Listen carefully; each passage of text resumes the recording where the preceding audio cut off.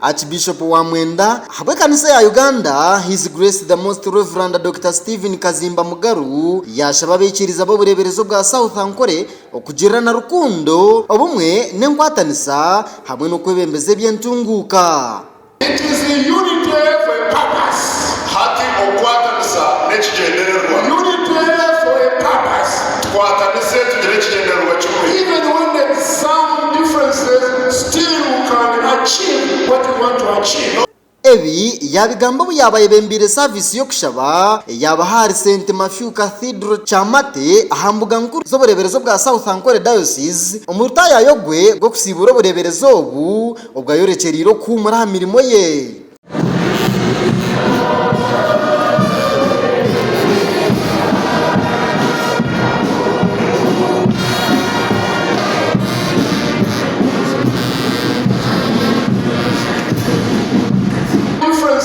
Still we can achieve what we want to achieve. No turaba hamwe na mutakwicizana ogatwasa kwatanisa tuhamure kintu kimwe kitu. Different parties. Na wabo ndugombe bya God is the same. Kokanora bahangano. Different denominations. No turiyabe tuyabamade bigatasha. But Christ is glorified. No reba Yesu na Yesu. Service eji yagita hamwe abikirizo ku rugejonda neshonda abadayosize ya South ANKORE abanyadini abebyo butegeki kandi hamwe n'abedine zitari zimwe na zimwe.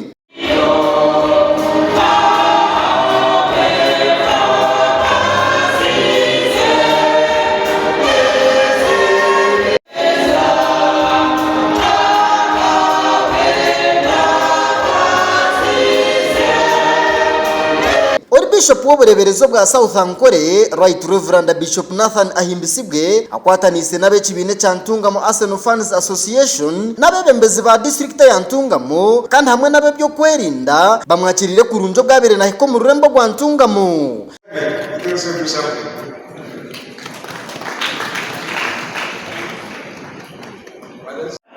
Twakwakira Ntungamo district ka office ya president ya RDC Ntungamo district byona biki byagamba habesho ndayogire okuhatubura abebembezi ba district ya Ntungamo nabo nabahika mukorogu basima His Grace the Most Reverend Dr. Stephen KAZIIMBA MUGALU habwe mirimo mirunje yakorire kanisa ya Uganda kandi bamusibura kurunji. Thank you for supporting them.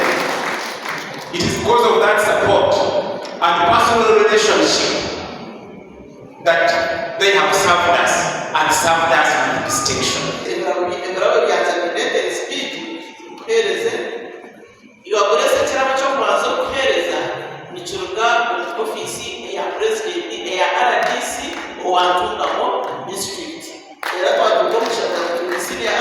Ni kandi kabanya Ntungamo twashemererwa munonga kureba twashoma nawe kabanya St. Matthew Chamate shoma nawe ka South ANKORE Diocese kandi na nenjiri yakurija ya OBUMWE cyo kubaza twaza kumusima abo kurangwa kastiyaringa unity nanga OBUMWE omuchachi hamwe na no politics cyo kubanza cyabyona kubwita ekanisa na all faith hamwe na politics.